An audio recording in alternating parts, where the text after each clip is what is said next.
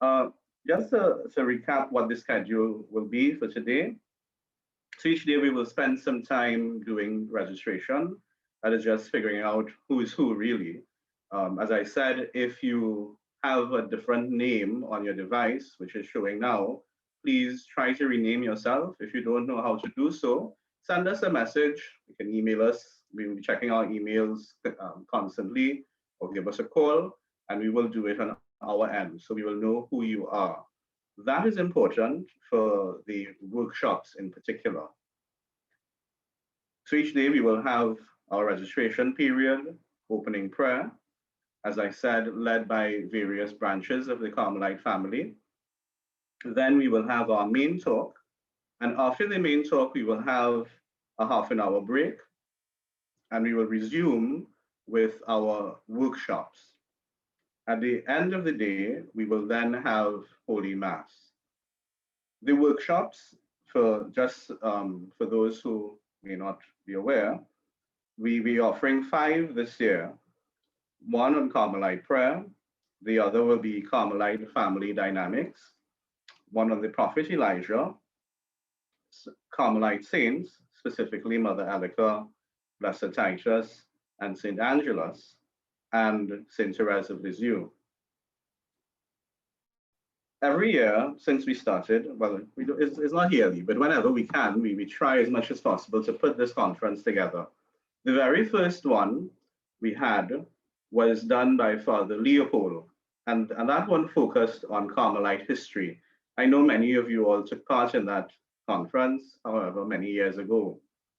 The second one we had was on Carmelite prayer, and that one was done by Father Kevin Alban, who is now deceased. May he rest in peace.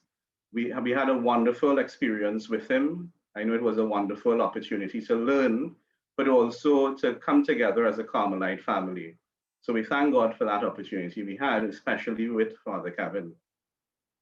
And of course, each time we have the conference, we try very much as possible to get the expert, all right, on that particular topic.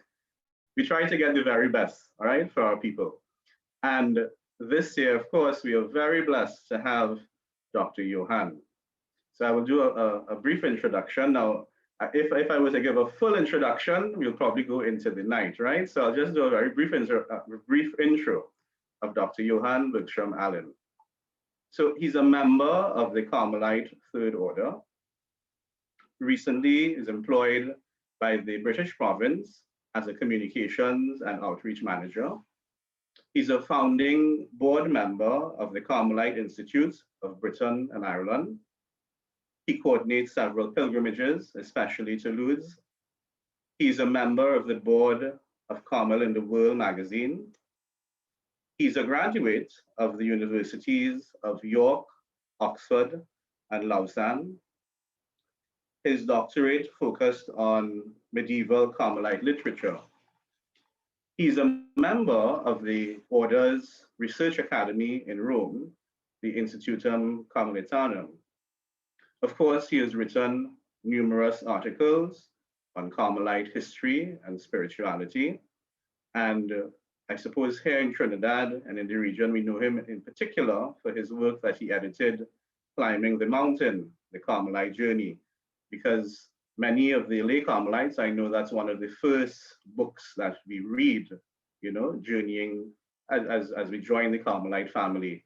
And it really is one of the best I've read in a very long time that gives a very comprehensive overview of Carmelite history and spirituality. So without further ado, I would like to welcome Dr. Johan. Thank you very much, Father Brent, and to the whole Carmelite family in the Caribbean for this very generous invitation to speak to you. I feel a little daunted following in the footsteps of Father Leopold and Father Kevin, may he rest in peace. Also a little jealous of them because the Caribbean is a place I've always wanted to visit, but because of the pandemic, obviously we're meeting online. But it does mean that although I can't be enjoying the the beaches over there. It does mean that we can join together from all sorts of different places. So wherever you are joining from, you are most welcome. And I'm very grateful for this opportunity to share some thoughts with you about Mary and the Carmelite tradition. I'm going to try and share my PowerPoint if I can. Let me see if I'm sharing the right one. Okay, hopefully you're seeing a slide that says Mary and the Carmelite tradition, yes? Is that coming up? Good. Okay, so over the course of the next 3 days, leading up to the great feast of Our Lady of Mount Carmel, I would like to look at a bit of history and a bit of spirituality, beginning today with Mary in Carmel's history, looking tomorrow at Mary in Carmel's arts and devotions, and building up to the feast, looking at Mary in Carmel's liturgy. They may overlap into one another a little bit, and everything's very flexible. So if you have any problems hearing me or seeing me, please do send a message through in the chat. And if you have any questions, then put them in the chat and we can save them for the end of the presentation. So my hope is to share with you this broad historical overview of Carmel's history with regard to Our Lady, so as to nurture our relationship with her and her son Jesus today. As Father Brent said, I am very keen on history. I did my doctorate in medieval Carmelite writing, so I love history. But I also believe that it's important to keep focused on where we are now and on the journey ahead. So it's a little bit like driving a car, I think. When you drive a car, you keep focused on the road ahead, but occasionally you have to look in the mirror just to see what's behind you, to know where you've come from and to be aware of your wider environment. And that's really important as well for us as Carmelites, to know our tradition, to know where we have come from, so we have a clear sense of where we are and where we're going. And the method I'd like to use is really to do the impossible, which is to cover 800 years of Carmelite history in just over an hour. And I'll go chronologically, drawing on just some of the key moments, the figures, the texts, occasionally stopping for moments of private reflection. I've got here just a few of the books that are on the subject of Mary in Carmel. I'm not sure they're displaying very well, but there are many books, and I'm not going to try and summarize all of them, but I will provide you with perhaps a list of resources at the end of our time together. So I want to say from the very outset that Carmel is strongly Christocentric. That is, it's focused on Christ.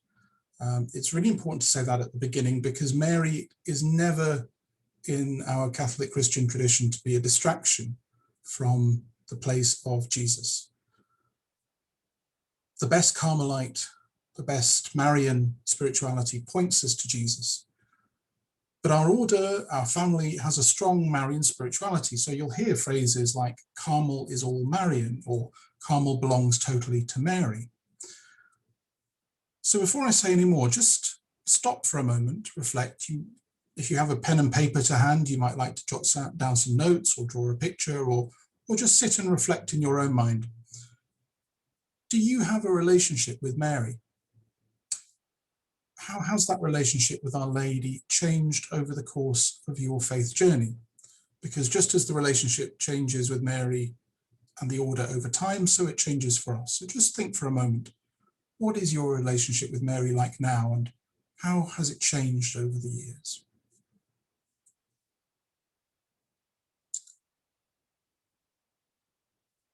So,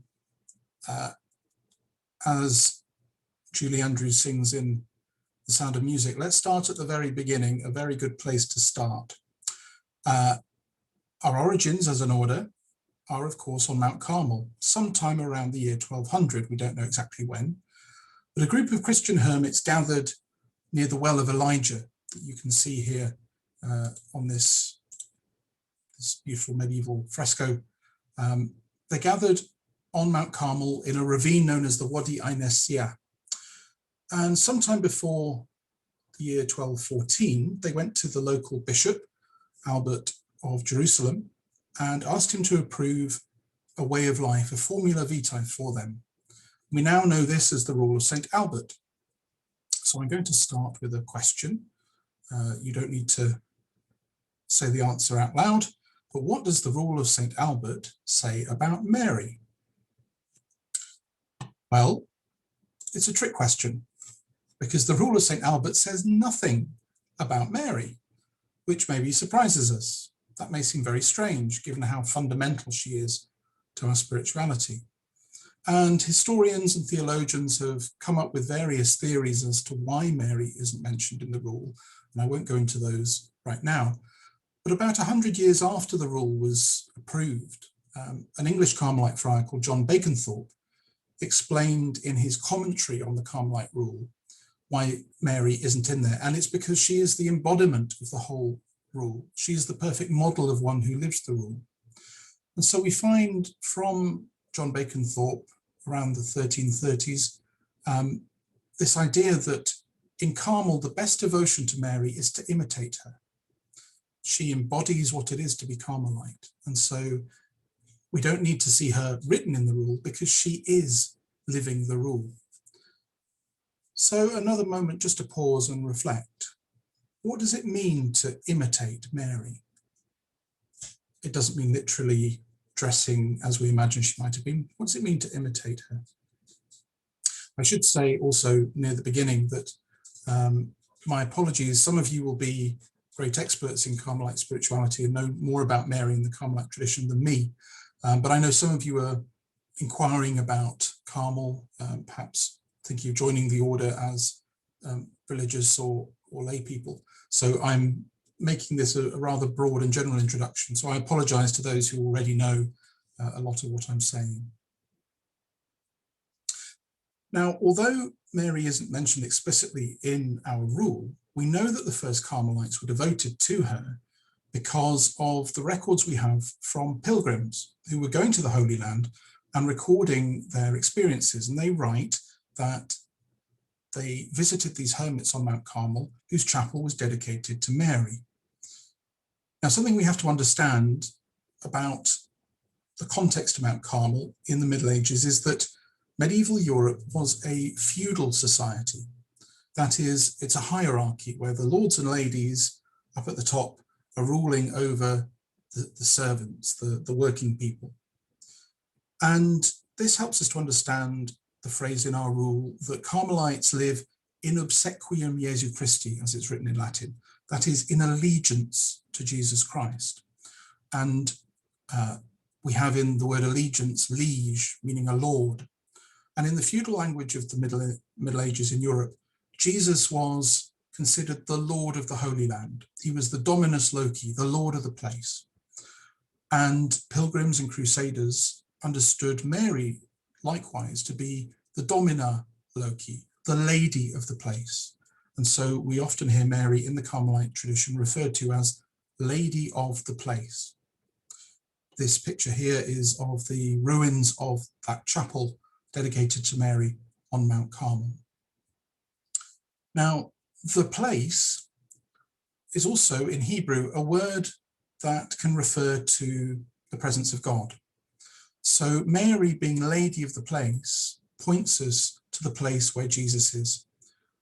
And she says, as she does at the start of John's Gospel, do whatever he tells you, as we see here depicted in the marriage at Cana. Mary telling the servants to do whatever Jesus tells them.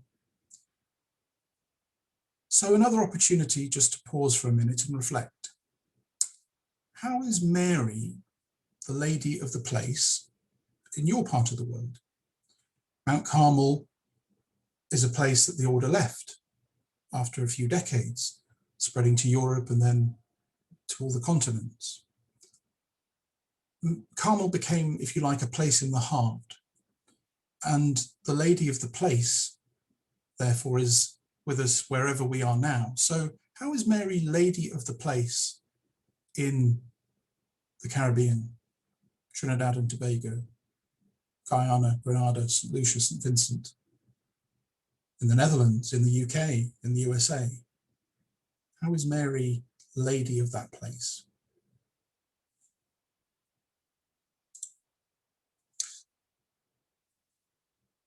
And because the Carmelites are never separated from the church, our devotion to Mary doesn't exist in a bubble.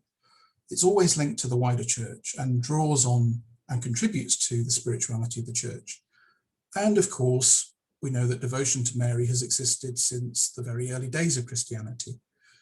In the Middle Ages, it gets a particular boost with figures like St. Bernard of Clairvaux, who wrote very beautifully about Our Lady. And already early church writers had associated passages in the Bible with Mary, passages in the Bible about Carmel. So we hear in the Song of Songs, the person of Solomon says, "Your head is adorned like Carmel." And this picture, I think, gives some idea of how Carmel as a space may have been to those biblical writers. I have to confess, another place I've not been, apart from the West Indies, is Mount Carmel. It's definitely on my list. But I've seen pictures of Mount Carmel. I know that it is this beautiful mountain range, about 4 kilometers long, and it sticks out into the sea, and it looks a little bit like a crown. So your head is adorned like Carmel. And a second passage of scripture was linked to Mary regarding Carmel. And this is really important in our tradition. I'm sure many of you know it. It comes from the first book of Kings, chapter 18. And it's about our spiritual father, Elijah. Elijah went up to the top of Carmel. There he bowed down upon the earth and put his face between his knees. He said to his servant, "Go up now, look towards the sea." He went up and looked and said, "There's nothing." Then he said, "Go again 7 times. At the 7th time he said, "Look, a little cloud no bigger than a person's hand is rising out of the sea." In a little while the heavens grew black with cloud and wind. There was heavy rain. And here we have a painting of that cloud coming out of the sea. Now, it was early church writers before the Carmelites who saw Marian's significance in this episode. In reading this account of the little cloud rising out of the sea, bringing rain after a prolonged drought, they saw a foreshadowing of Mary.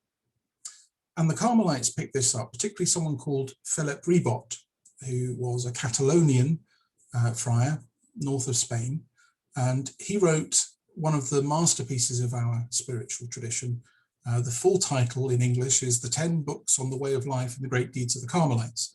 But you'll often hear it referred to as the Book of the First Monks, or the Institution of the First Monks. And in it, Philip Ribot wrote this: "When the servant of Elijah saw a modest cloud rising from the sea, God revealed to Elijah that a certain infant, that is, the Blessed Mary, was symbolized by that cloud. And like that cloud, through her modest humility, she would be born of sinful human nature, represented by the sea. This infant, already at her birth, would be free from all stain of sin, just as that cloud was born from the bitter sea, but without any bitterness." So the idea being that just as water evaporates from the salty sea, but the cloud contains in the water vapor no saltiness, so Mary has arisen out of humanity, but is free from the stain of sin. And I like this image. I think it's a clever mixing of Old Testament, First Testament, and New Testament. And it invites us to stop and reflect, I think, on how do we bring Christ into a world that is thirsting for God? How do we, like Mary, bring that reign of God in the 2 spellings of that word into reality for those around us?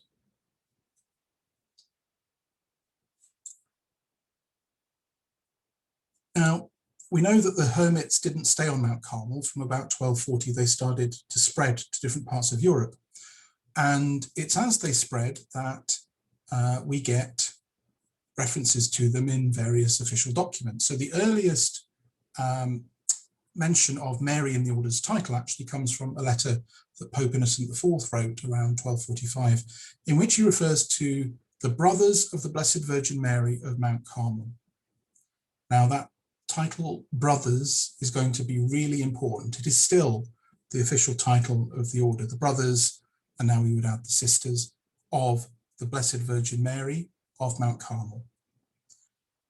And we can see these in this beautiful icon, which I'm going to say a little bit more about tomorrow.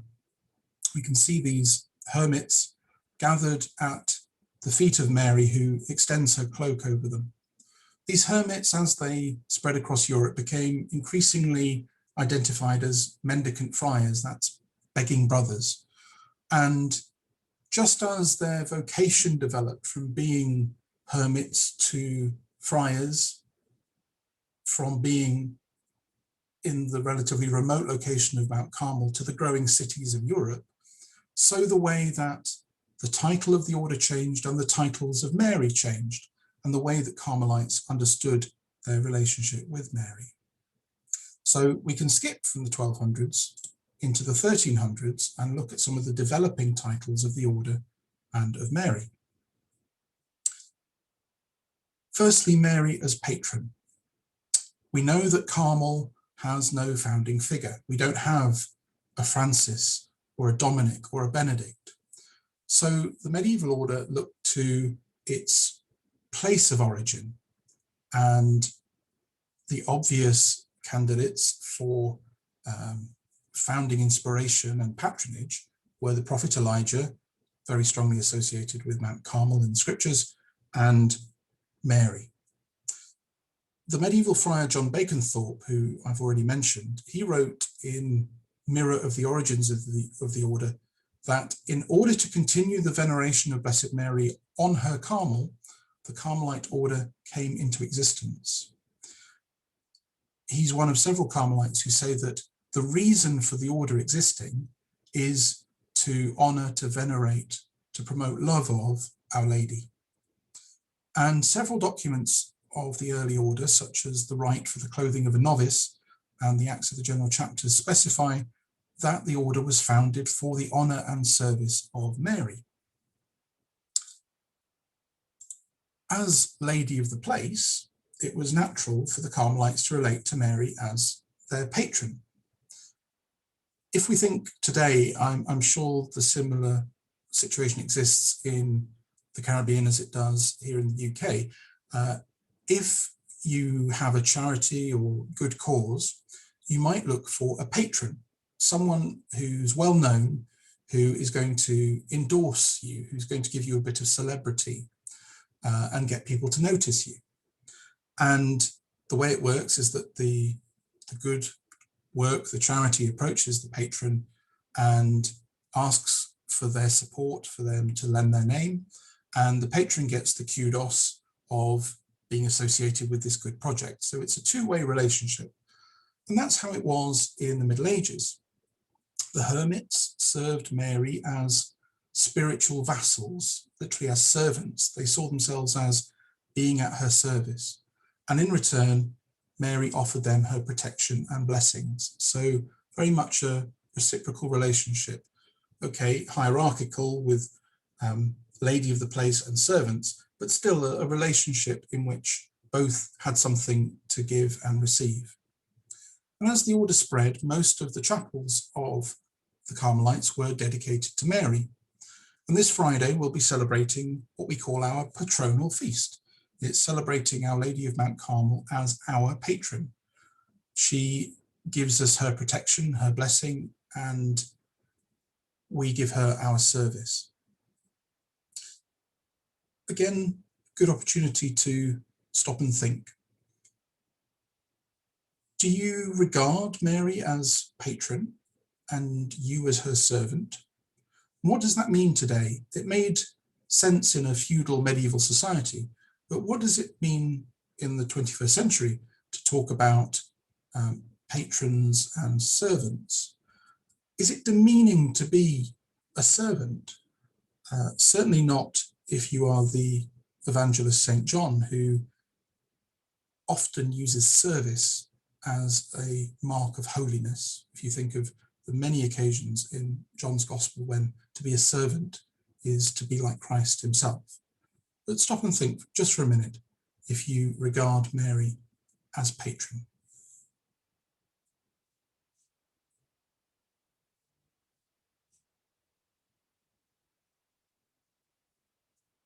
Now, another title that developed in the 1300s is the idea of Mary, Most Pure Virgin. In the Carmelite tradition, Mary's revered not only as the Blessed Virgin Mary, but as a woman who is most pure, Virgo Purissima in Latin.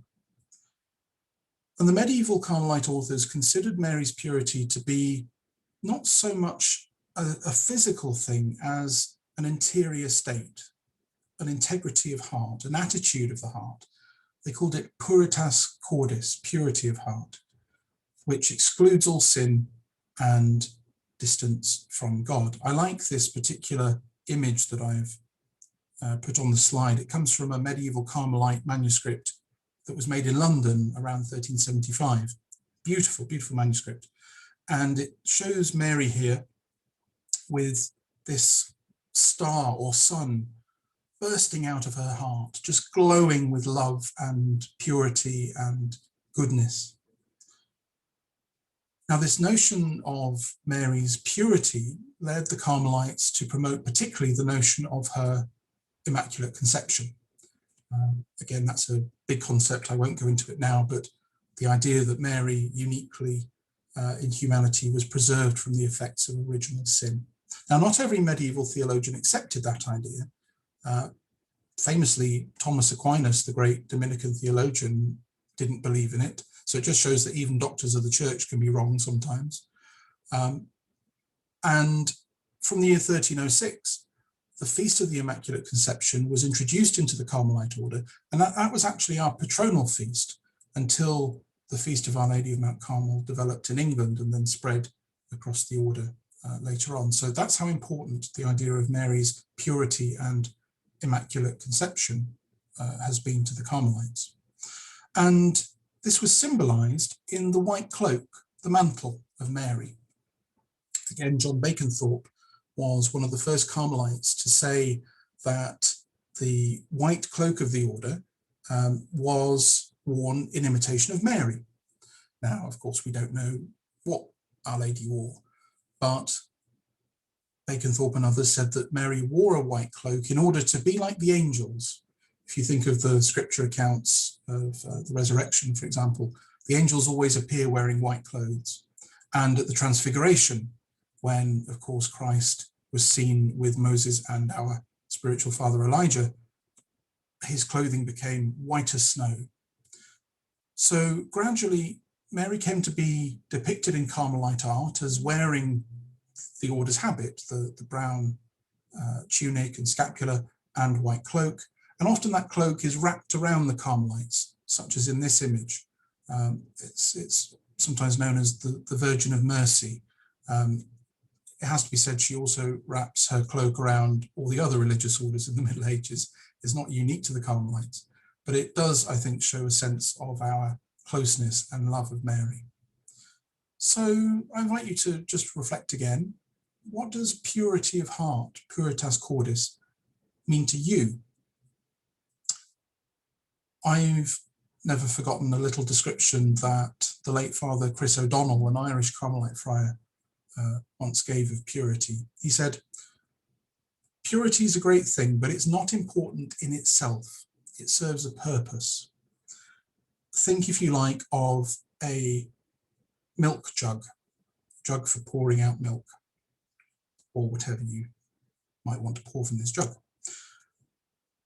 It needs to be clean, it needs to be pure. Otherwise, the milk that you put in is going to become contaminated. So you make sure it's clean and pure so that the milk does the job that it's meant to do. However, the thing that matters is the milk. The milk is what you're after. not purity for its own sake. Because you can have a perfectly clean and pure milk jug, but unless it's got milk in, it's of no use. And that's how we can think of purity in the Christian sense. It doesn't matter of itself, it's what it enables. It's what is poured out of us, if you like, by having purity of heart. It's no good having a pure, virtuous heart that doesn't have some benefit for those around us, that doesn't in some way let the love of God overflow into the lives of others. Another of the titles that Mary developed in the 1300s is Beauty of Carmel. Again, this is inspired by those biblical sources. We've already heard from the Song of Songs, how beautiful you are, O love, daughter of delights, your head rises like Carmel. And the prophet Isaiah writes, the glory of Lebanon was given to her, the beauty of Carmel and Sharon. And some medieval theologians wrote about beauty as a way to God. They called it the via pulchritudinis, the way of beauty. And they argued that because God, the creator, is the source of beauty, meditating on beautiful things could be a way that led to God. So pondering Mary's beauty could lead you closer to Mary and to the God who made her. So Mary's described in various texts as tota pulchra, all beautiful. Not, again, so much because of her physical attributes. We don't know what she looked like, but it's in the beauty of her heart and soul. The beauty and the delicacy that flow from Mary, chosen by God, help us to understand how the spiritual journey becomes a way of awe and intense love in pondering the works of God. So again, a question you might like to ponder in the coming days is whether you think beauty can lead you closer to God. Can it distract you from God? And I suppose really, what is beauty and what is true beauty in this spiritual sense? So we're rattling through the centuries and coming to the 1400s when another title for Mary becomes particularly important. That is Mary, Mother and Sister. And a Flemish Carmelite from the Low Countries, Arnold Bostius, wrote with great insistence about Mary not only as a tender and sweet mother, but also as a sister of Carmelites, in order to indicate a more familiar and close relationship. If you remember, I said earlier, the order's title is the Brothers and Sisters of the Blessed Virgin Mary of Mount Carmel. So a lot of medieval Carmelite writers said, well, if we are the brothers of Mary, she must be our sister. And this is what Arnold Bostius wrote about it. The humble Carmelite friar can rejoice and sing for joy. Here is the Queen of Heaven, my sister. I can go about my business with absolute trust and no fear. In the midst of 1,000 enemies and in the heat of the struggle, my heart will not fear. My strength, my liberation, my rock and refuge, my praise, Mary, my sister and mother. In her bosom I will find refuge and salvation. Rightly he can rejoice that he has such a worthy and holy sister as mother and patroness. Do not go far away from such a good mother and sister. The brother, faced with the splendid dignity of Mary the Queen, is ashamed to behave unworthily towards such a wonderful sister. By the similarity of your way of life, you show how close you are to her. That's from a text called De Patronatu. So that idea of similarity of your way of life to Mary's is really important, and we'll see it recurring again and again in the Carmelite tradition, that the best way to show how close we are to Mary is to live as she did, to follow Jesus as she did. That's the greatest imitation of Mary. And we can look to her as closely as a sister. Now, I have a sister, Annalisa. She's just under 2 years younger than me. We are very close. We weren't always very close. We fought like cats and dogs as children, as siblings do. But we have a very close relationship now. And there are things I would tell my sister that I probably wouldn't tell anybody else, because we have so many shared experiences. We've known each other all our lives. And I find that very helpful in seeing Mary as someone I can trust absolutely, completely, not only as a mother, but also as a sister. So instead of being a generation above, she's also a generation of equals. Now, think about that, because some people get quite upset about this idea of Mary being a sister. They say, doesn't that drag Mary down to our level? Well, I would say that the whole Christian story is about God coming down to our level in Jesus. And rather than seeing it as degrading Mary, rather we can see Mary as sister as lifting us up to her level, to be inspired, to be like her, to live as she did for love of God, following her son.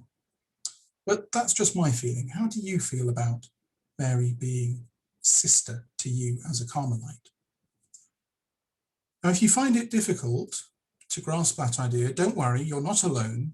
Many religious orders in the Middle Ages didn't like the Carmelites claiming to be the brothers of Mary. As you may know, in the Middle Ages, there was quite a lot of rivalry between the orders, which was the oldest, which was the most prestigious, which served the church the best. And there was some suspicion of the Carmelites, who came along a little later than most of the other mendicant orders and made all sorts of outlandish claims about descending from the prophet Elijah and having Mary as their sister. Other orders didn't like it much. And there's a funny little story that I'll share. It comes from England, from a town called Chester, which is not all that far from where I am in York, in the north of England. And it's depicted in this window that I'm showing on screen, which comes from, this window is from the Netherlands, from Boxmeer, the Carmelite convent there. And this is the story, as we have it recounted, of medieval religious rivalry at Chester. In the city of Chester in England, there were some people badly disposed towards the Carmelites. These people claimed that the Carmelites had no special reason, over and above other religious orders, to call themselves Brothers of the Virgin. This provoked divine indignation, so much so that almost all of them, the critics, died very suddenly. This is very typical of medieval religious texts, where if you challenge the Carmelites, God's going to do something terrible to you. I'm not sure that God actually works that way, but it's quite fun to read. So what happened? These people who criticized the Carmelites have been struck down, and so the town needs to repent. And in the light of this punishment, Thomas, the abbot of the monastery of St. Werburg in Chester, that's a Benedictine monastery, gave an order for a penitential procession. And you can see that happening here with the abbot here at the back. In the monastery church, there was a miraculous statue of the Virgin. At a certain point during the procession, when the Carmelite friars passed in front of the statue, accompanied by many other people, they bowed and greeted Our Lady. The holy statue pointed to the Carmelites and said, in a loud voice so that many heard, "These are my brothers. These are my beloved and chosen brothers." So you can't really argue with a statue that comes to life and Mary saying, "These are my brothers." And as you can imagine, this story and all kinds of defenses of the order were spread across the different communities across the continent of Europe.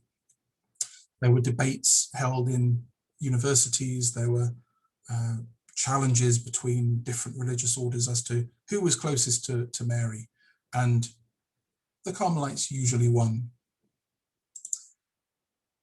Now, another major development of Carmelite devotion to Mary in the 1400s was the order's brown scapula.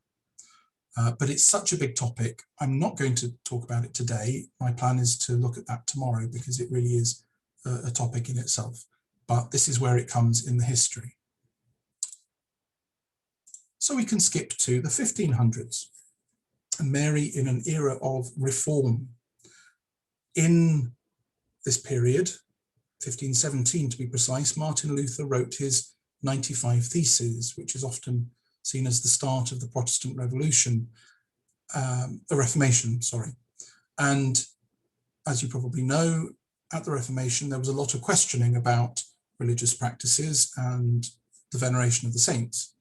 And Marian devotion came under some theological scrutiny, not only from the reformers, but from the bishops who gathered at the Council of Trent in the middle of the 16th century.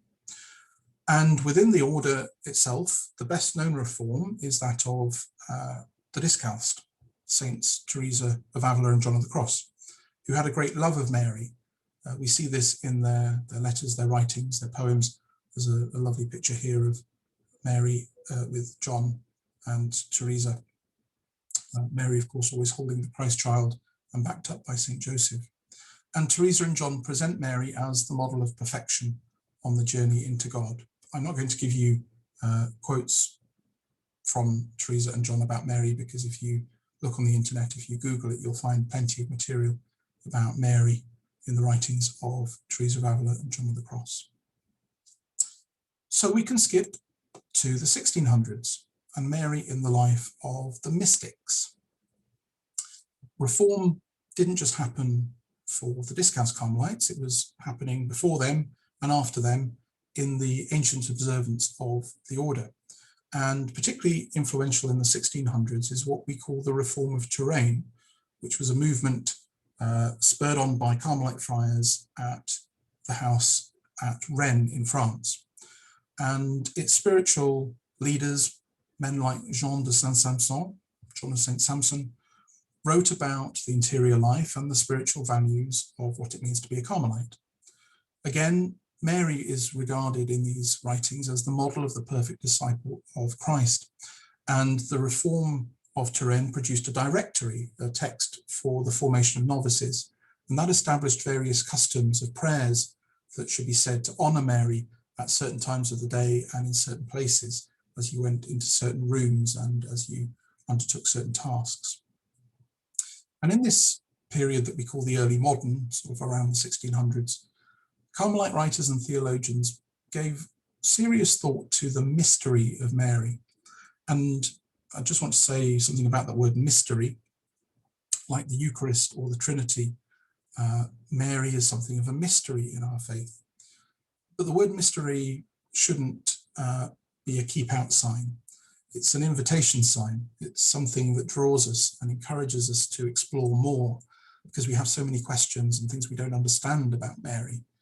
And these theologians of the 1600s really began to develop a strong Mariology, a theological study of Mary, putting great emphasis on the mystical presence of Mary in the spiritual life of the individual Christian. They promoted mystical union with Mary in perfect harmony with the central position of Christ. Again, even when they focus on Mary, the ultimate focus is always on Jesus.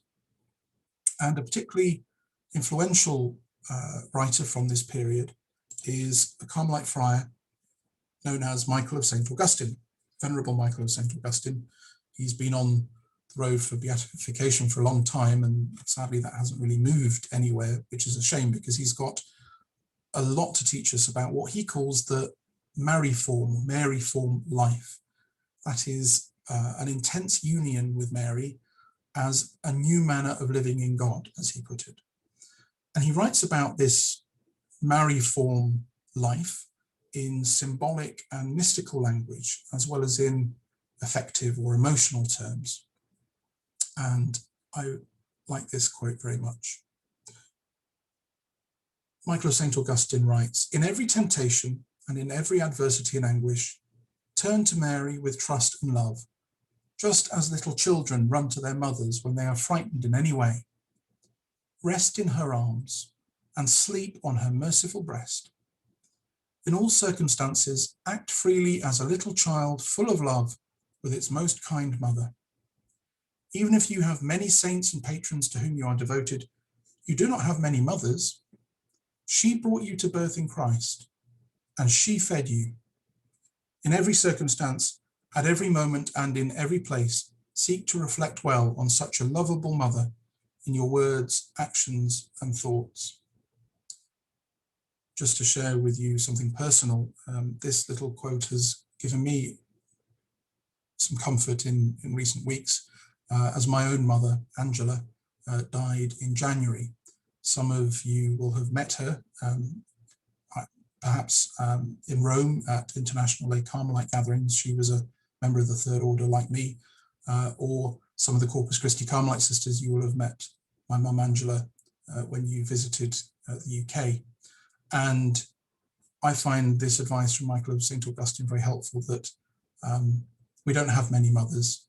I believe my mother Angela is in heaven with Our Lady, but we have Our Lady, all of us, as a mother, as someone that we can go to. Certainly she is sister, but she is also mother, and we can rest in her arms and sleep on her merciful breast. And I find that a very beautiful idea. Michael of St. Augustine was the spiritual director to another venerable of our order called Maria Petite. She was a Flemish laywoman who lived as a beguine, that's sort of a consecrated lay woman, near the Carmelite church in Mechlin in present-day Belgium. And she also wrote beautifully on Mary. She said, "My spirit comes alive and is possessed by the spirit of Mary, who directs me in all things either to do or not do something. It is as if the spirit of Mary living in me acts through me and directs all the powers and the operations of my soul. She directs and leads me in whatever I must do or not do. In this way, my soul lives in God in a new way, up till now unknown and never experienced before. It seems that Mary is my life. She is the gentle air that I breathe and that keeps me alive. In this way, I live in God in an even more wonderful and sublime way than before." I think that's beautifully written. And another great mystic of Carmel in this century was Maria Magdalena de Pazzi. Again, we find beautiful invocations of Mary like this. "O Mary most pure, I am lost in the contemplation of your unsurpassable beauty and purity. So I invite you, blessed spirits, together with all my advocates, to come and contemplate Mary and to give her thanks on my behalf for the knowledge which has been given to me of the most pure and most simple divine love."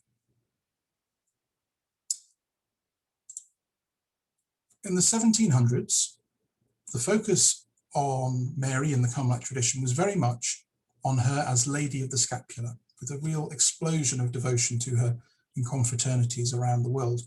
But again, I'm not going to say anything about the scapula until tomorrow. You've been very patient in listening to me. We've got another couple of centuries to go, but I'm going to propose that we have a 5-minute break at this point, just for comfort, to stretch our legs and perhaps get a drink of refreshment. So if you would like to take a break now for 5 minutes, and we'll carry on when you're back.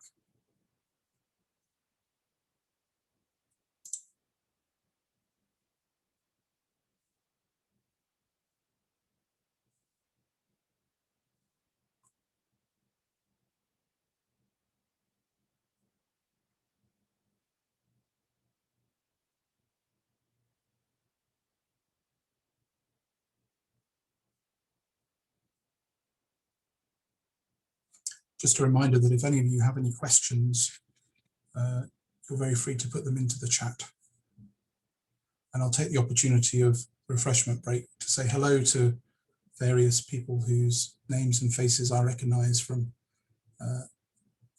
gatherings in Rome and in the UK and elsewhere.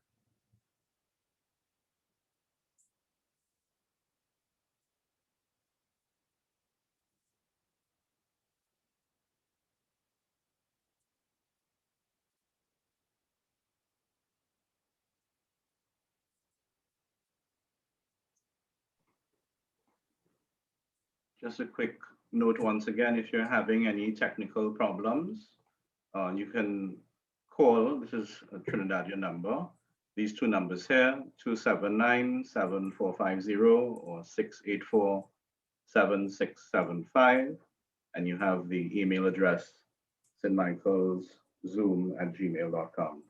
All right. And if you know of any members of your respective groups, if any sisters, Lay Carmelites, handmaids, and so having difficulties, please encourage them to give us a call and we will help them in logging in.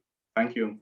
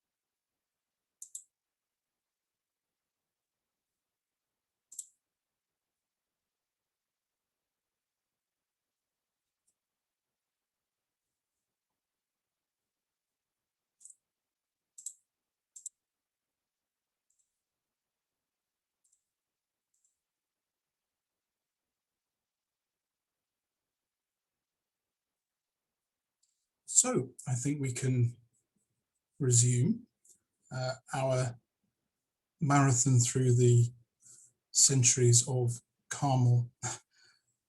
And when we get to the 1800s, I think there's something of a change, and it's very much connected with social change, because it's a century when there were huge changes in society. I've just listed a few of them here. You've got the Industrial Revolution leads to massive growth of towns with greater prosperity for some, but also greater poverty for others. Slavery was abolished in most countries, at least in theory. We know that there's all sorts of modern forms of slavery. Revolutions across Europe overturned monarchies and governments. Colonies around the world increasingly demanded their independence from the European empires. And democratic ideas began to really spread, giving ordinary people a political voice. And the church's reaction to these changes was often quite negative, as seen in some of the decrees of the First Vatican Council, which took place in 1869. But also in this century, we get developments in Marian dogmas. For example, the official definition in 1854 of the dogma of Mary's Immaculate Conception. And we see beginning a new critical scholarship in church history and Bible studies, really trying to move away from, if you like, pious legends to more historical scientific fact. I think that we get a reflection of these changes, these social and theological shifts in the writings of Saint Therese of Lisieux, one of many people's best loved saints. And in her final conversations, she said this: "For a sermon on the Blessed Virgin to please me and do me any good, I must see her real life, not her imagined life. I'm sure that her real life was very simple.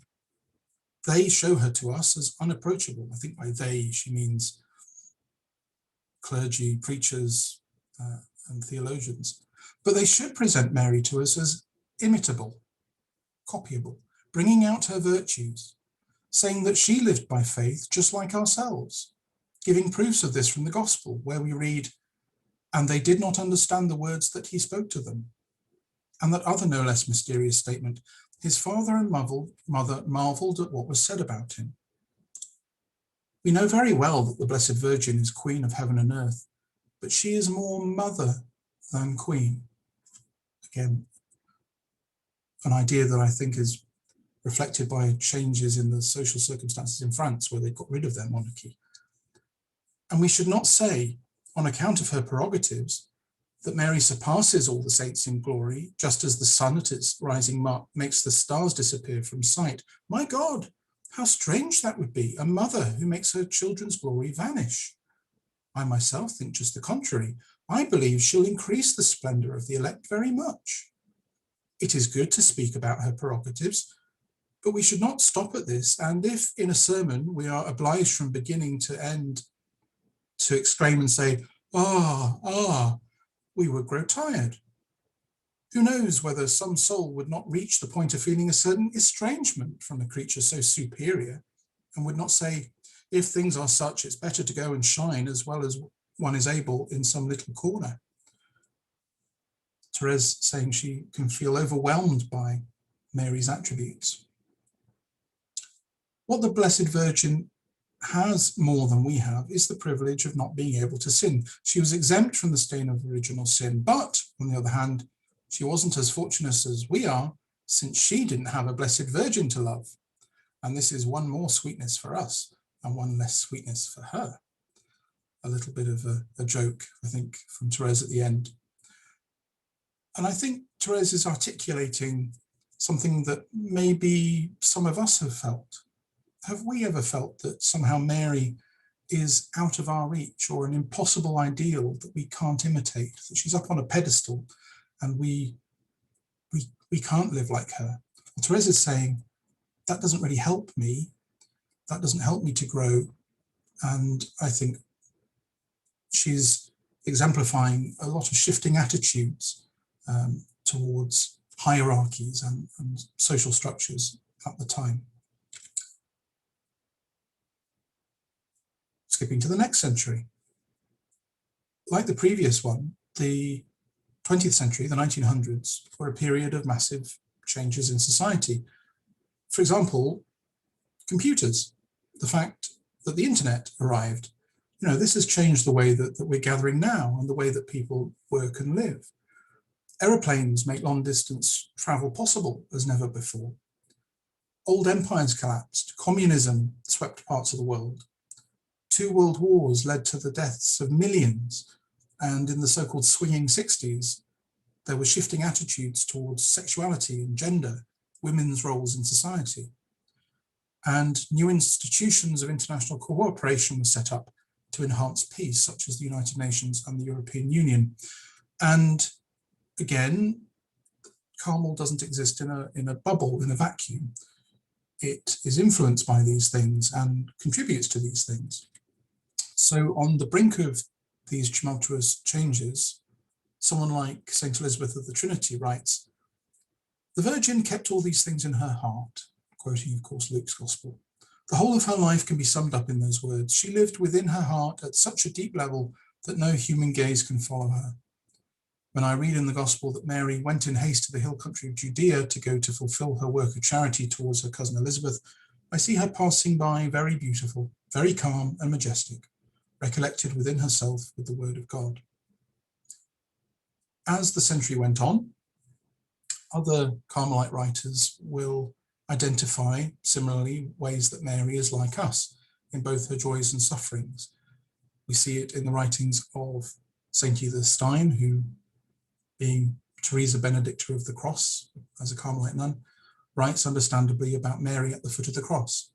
And then we have this passage from the writings of Blessed Titus Brandsma in 1936. He said, "From all eternity, God has chosen us, has loved us, and has predestined us to live in intimate union with him.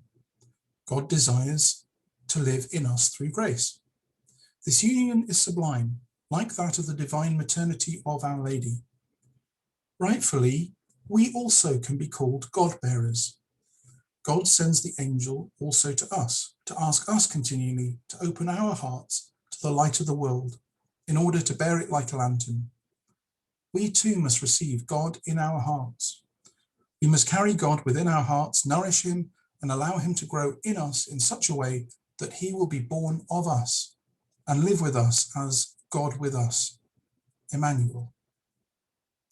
So a question to take away with you. Do you consider yourself to be a God bearer?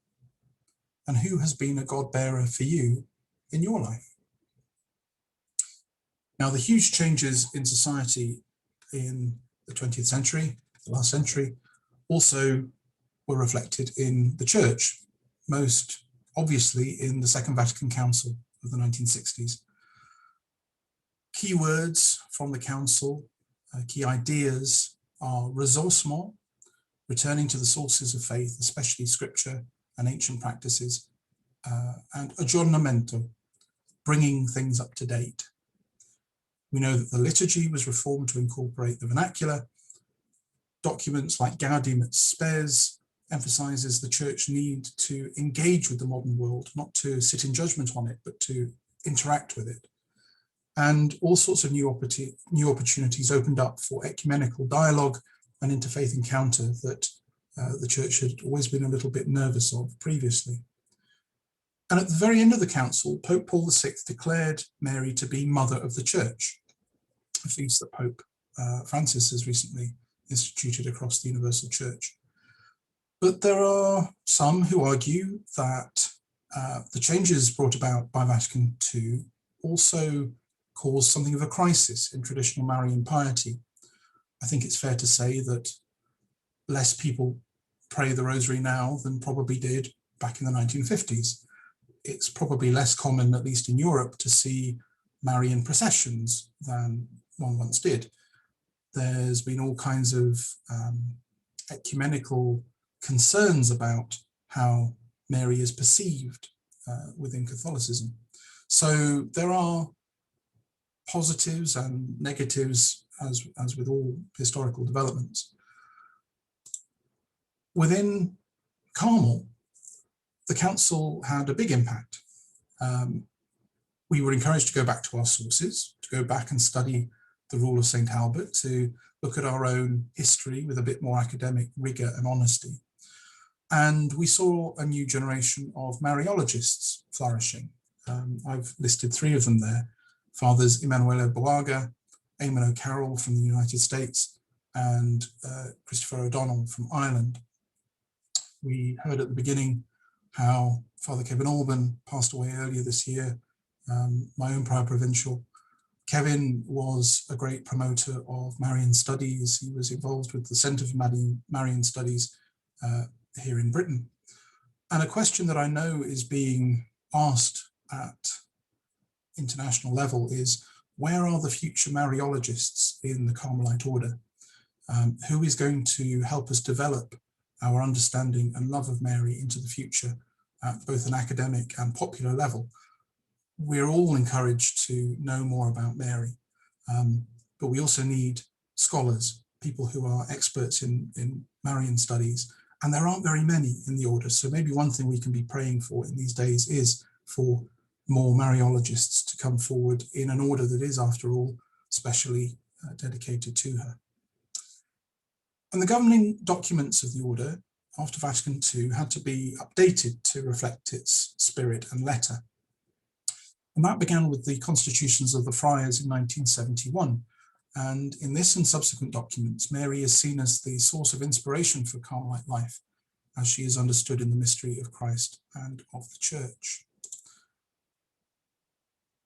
And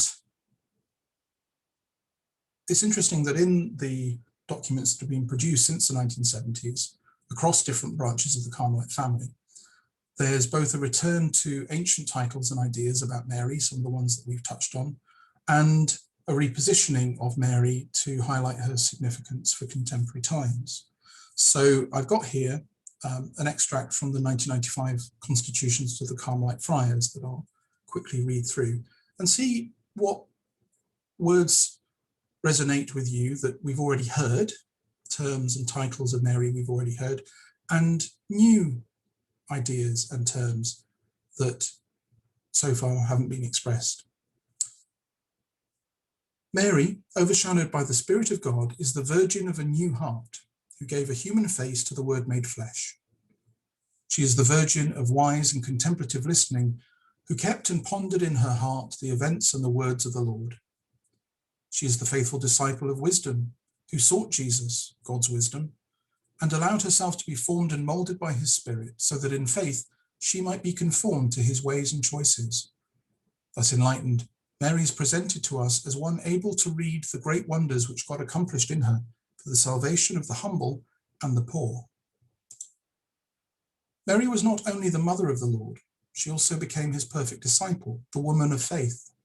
She followed Jesus, walking with the disciples, sharing their demanding and wearisome journey, a journey which required, above all, fraternal love and mutual service. At the marriage feast in Cana, Mary taught us to believe in her Son. At the foot of the cross, she became mother to all who believe. With them, she experiences the joy of the resurrection. United with the other disciples in constant prayer, she received the first gifts of the Spirit, who filled the earliest Christian community with apostolic zeal. Mary brings the good news of salvation to all men and women. She is the woman who built relationships, not only with the inner circle of Jesus' disciples, but beyond that with the people. Carmelites see in the Virgin Mary, Mother of God and archetype of the Church, the perfect image of all that they want and hope to be.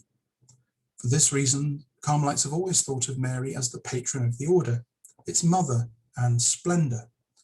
She is constantly before their eyes and in their hearts as the Virgin most pure.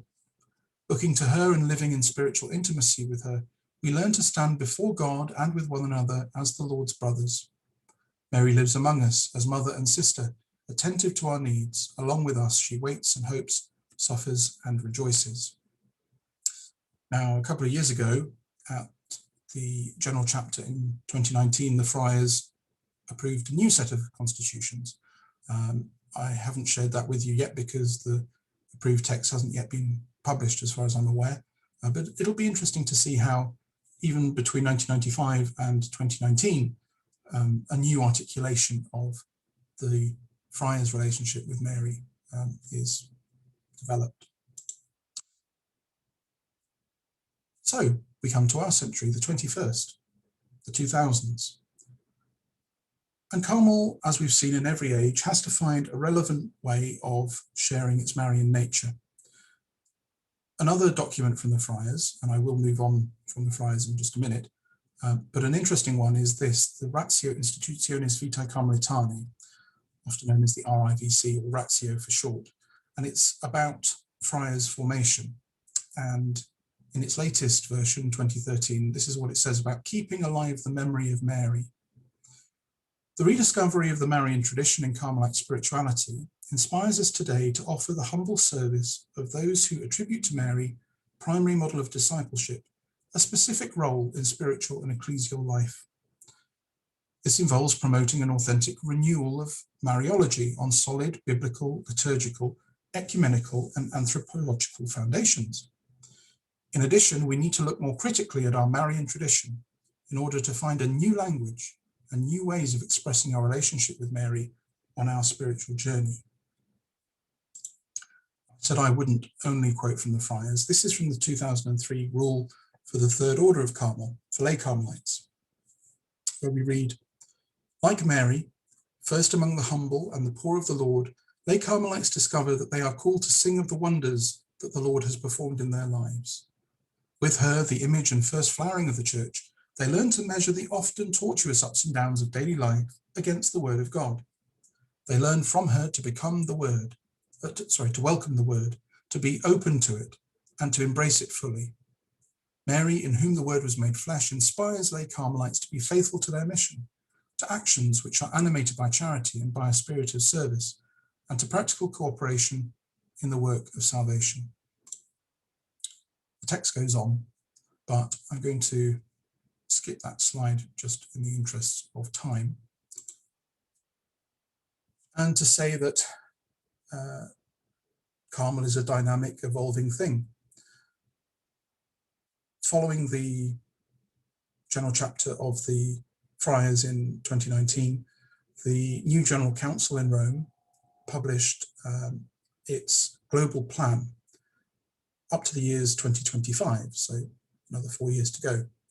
And the section from the Liturgy and Prayer Commission makes a short comment about Marian devotion. It says, "Our Marian shrines are held in high regard, not only as centres of the word and liturgical life, but also as centres of evangelization, solidarity, and places of encounter with those of other faiths and none." And among the Commission's plans is to continue to prepare additional materials from Carmelite authors for the Carmelite Office of Readings for the Blessed Virgin Mary on Saturday, and on other days of particular devotion to Our Lady of Mount Carmel. So I'd invite you to stop and reflect on how you think the Carmelite family can best promote our Marian identity and spirituality today. So to conclude this first session, it's been a whistle-stop tour of the centuries.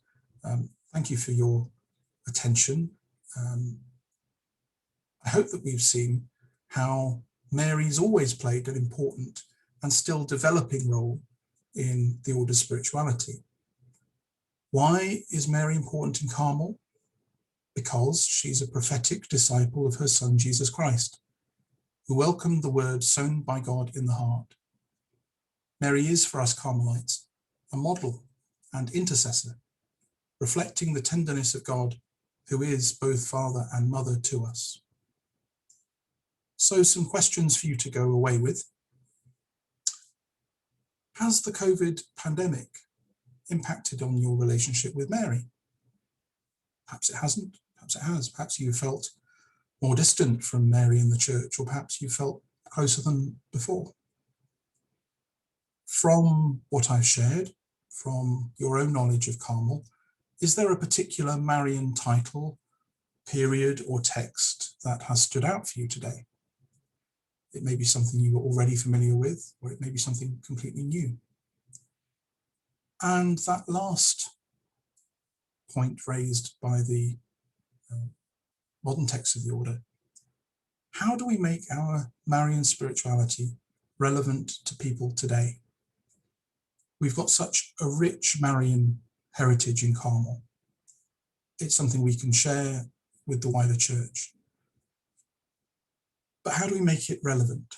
How do we make it attractive? How do we share it with people in a way that touches on their lived experience and opens them up to a deeper relationship with God?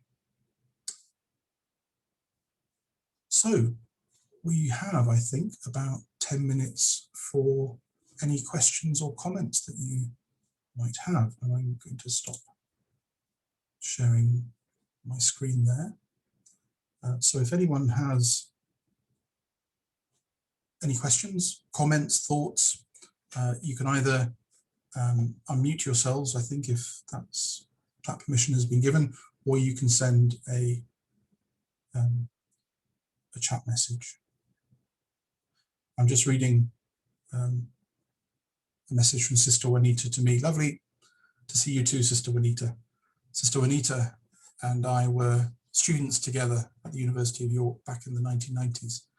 She was the first person I saw on the university campus in a sister's veil. And a religious habit was not what I was expecting to see at university on the first day. And she was a great friend and support right from the beginning.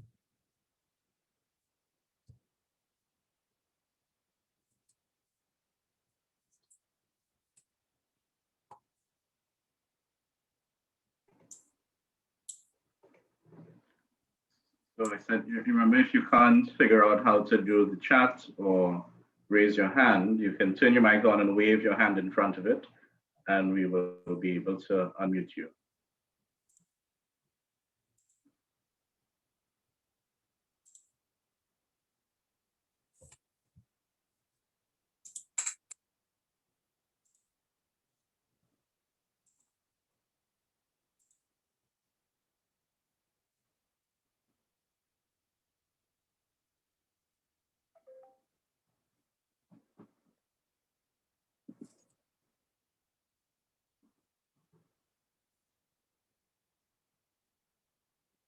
So as the others are collecting their thoughts, I have a question.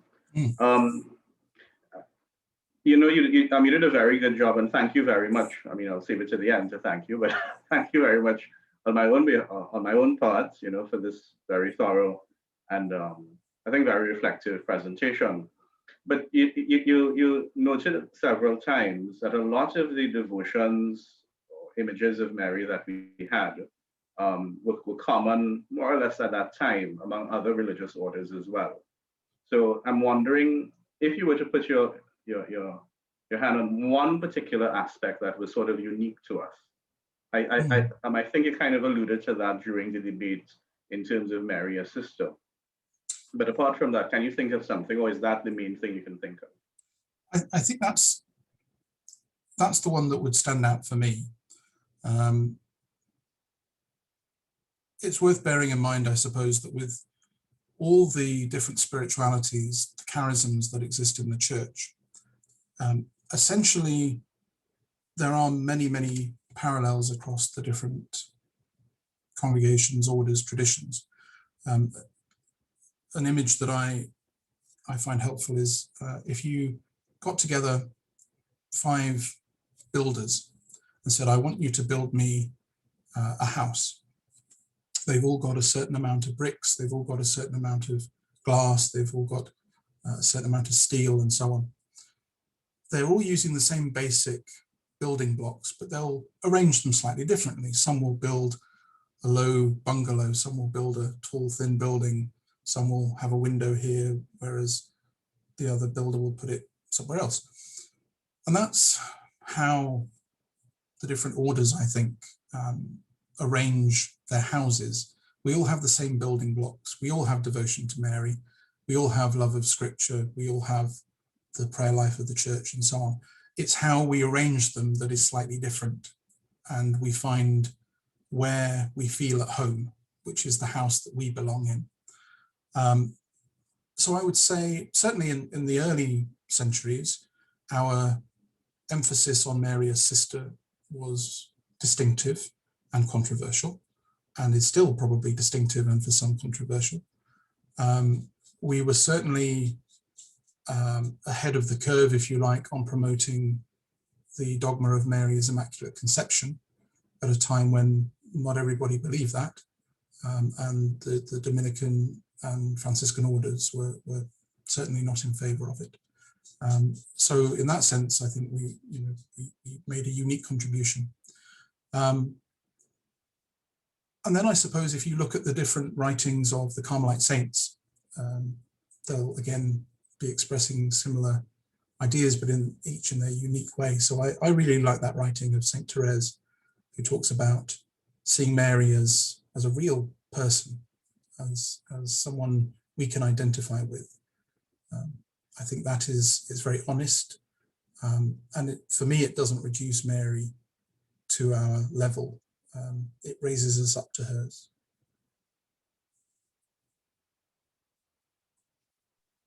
Thank you very much.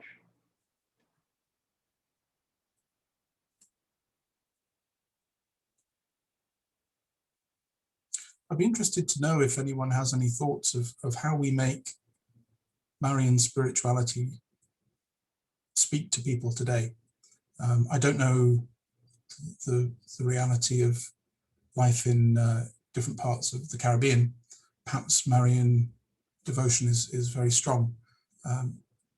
In England, the United Kingdom, which is a largely secular and nominally Protestant nation, showing outward devotion to Mary isn't always easy. Though it's interesting that in this country, Mary's become, I'd say even in my lifetime, a much more unifying figure. I heard an evangelical Christian talking about Mary and how in the Magnificat she says, all generations will call me blessed. And he said, well, how do I call Mary blessed? I never have thought about Mary as blessed. I need to develop an understanding of Mary. So even in traditions that have been traditionally hostile to Marian spirituality, Marian devotion, I think there's a new openness to exploring.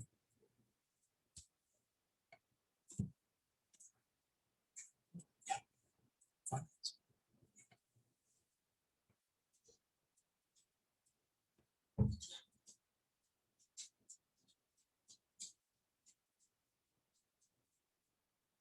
It was interesting, I think, in the lovely opening prayer that the sisters organized, how many of the terms that we've heard, patron and beauty and splendor of Carmel, we're still using in our prayers and in our liturgy.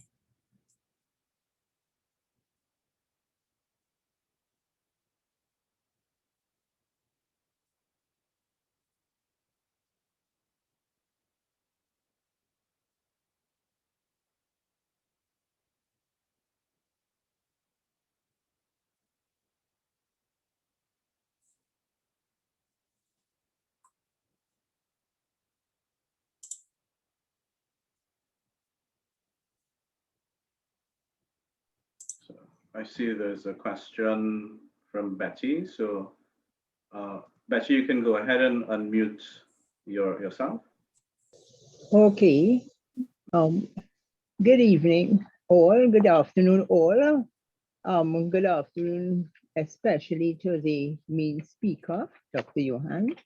But I put, this is just more comment, but I really appreciate how you have how we have seen Mary through the centuries. How you have well explained. Like Mary through the centuries and put her in. It really puts a lot of what we perhaps already know of Mary, but it puts it in so much context. And like Father Brent, one of the things that struck me is the Carmelites being the brothers and sisters of Mary. You never quite think of it like that, but it has been really very interesting. And so far, I found that a lot of what has been said puts, really puts so much of what we have learned and what we have been taught traditionally in context and into the different centuries up, of course, to this present time. So, very interesting for me so far. Yeah. Thank you. Obviously, history is just one way of approaching the subject. It's a huge topic, but I think it is helpful to have that sense of how things have developed and to see the broader context of what's happening in the church and in the world and how that has impacted on us.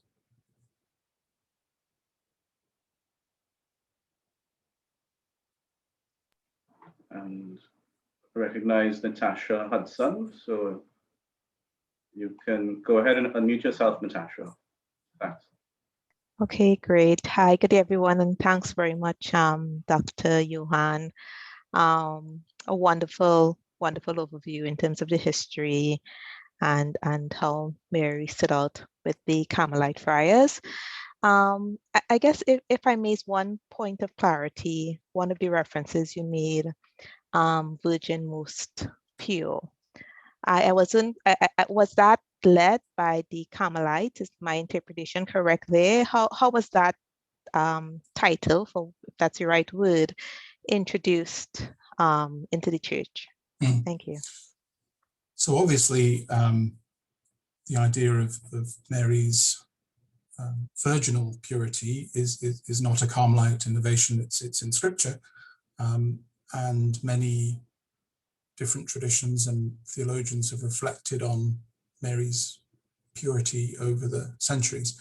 What I think maybe is particularly distinctive about the Carmelite approach, though I could be wrong, it could also be in other traditions, but certainly it's very strong in the Carmelite tradition, is this purity of heart, the puritas cordis, that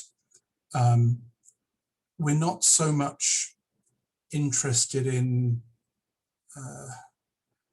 the purely physical aspect, if you like, the celibacy or chastity aspect of purity, which is often what many people mean by purity.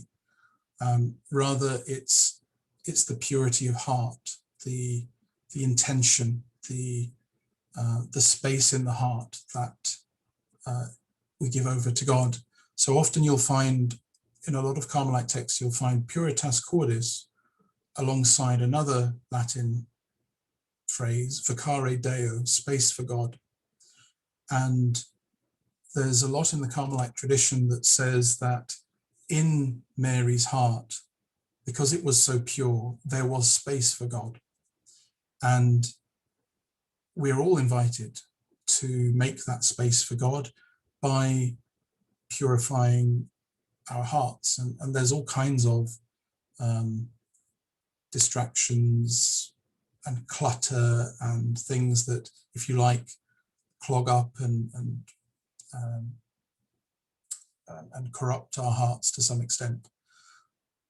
But if we are able to let God have control, to let Mary be our example, then we can clear that space and just give that space for God to act.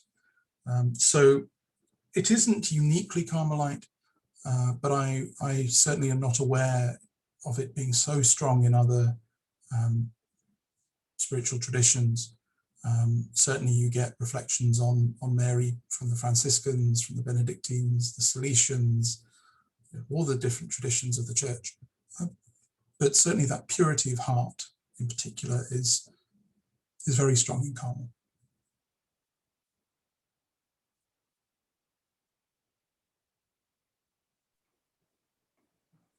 I wonder if I can make a request to, I see Sister Antoinette, Dicky, and Sister Petronilla, and other friends of mine from the Corpus Christi.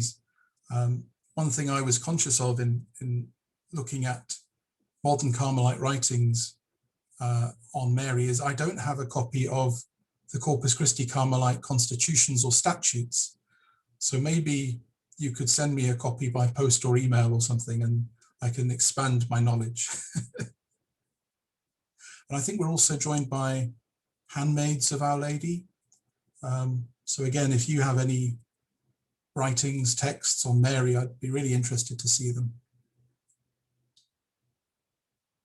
I think the wonderful thing about being a Carmelite is that we all inherit this rich tradition, all these writings, all these saints, but we also contribute to the tradition. It's not just a passive thing. We also add to it by our own reflections, our own prayer, our own lives.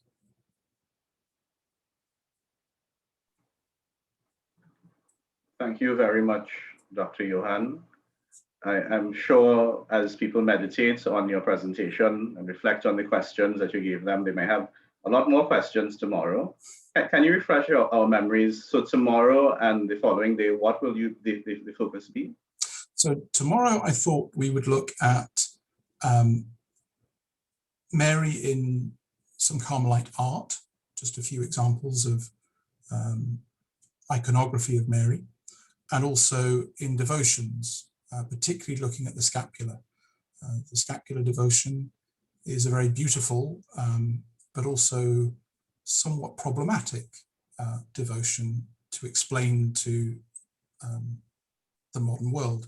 So how do we go about that? And then on the third day, I thought that in preparation for the feast, we might have a look at some of the texts that are in the Carmelite liturgy for the Feast of Our Lady Mount Carmel and consider them in a sort of Lectio Divina style type reflection, perhaps. Great, that sounds wonderful. So we have time probably for one more question. I know it's very late in the UK. It's all right. So Lynette, we recognize you, and you can go ahead and unmute yourself.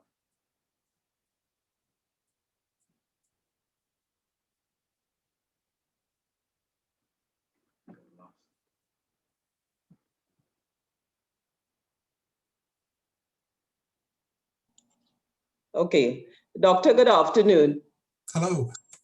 Okay. What would you say to critics who say Carmelites put too much emphasis on the devotion to Mary, to the extent where they feel, and they say it, that sometimes the Carmelites put the Lord devotion and honoring God as, in second place? Well, I suppose you would have to take that question seriously. Yep. It's an important one, because our Marian devotion is always meant to point us to Jesus. And certainly there have been times in the church's history where you would have to look at the devotional life of the church, and you wonder if Jesus was really quite low down the list of importance after Mary and the saints. And that's certainly not what Mary would want. So I think, you know, it's a serious question that we have to ask ourselves. Do we put Mary so in focus that we forget that she's there to point us to our Son? But if we have a healthy Marian devotion, if it is a devotion that is about trying to imitate her life, then we'll have got the balance right, because her life was about looking to Jesus and following Jesus. Sometimes Mary can help us to overcome some of our difficulties in approaching God, and sometimes approached the wrong way, it can be a bit of an obstacle. I once knew a woman who would never pray to God directly because she felt unworthy, and would only pray to Mary and ask for things through Mary.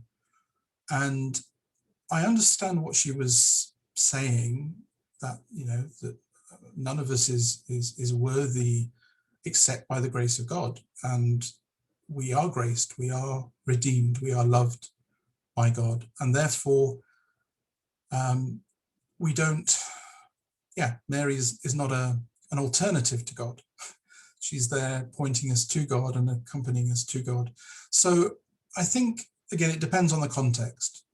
If you're living in a place where there are not competing, but side by side Christian denominations and different faiths, then it's important that we're not seen as worshipping Mary. You know, our veneration is there, but she's not God. So yeah, I would say she can be very, very helpful in our relationship with God.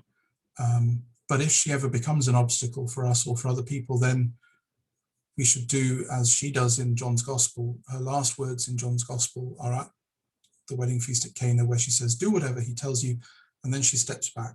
She says nothing more in that Gospel. She's present throughout, right up to the cross, but she stays silent. So there are times when maybe our Marian devotion should be a little silent, and times when it's a bit more forward.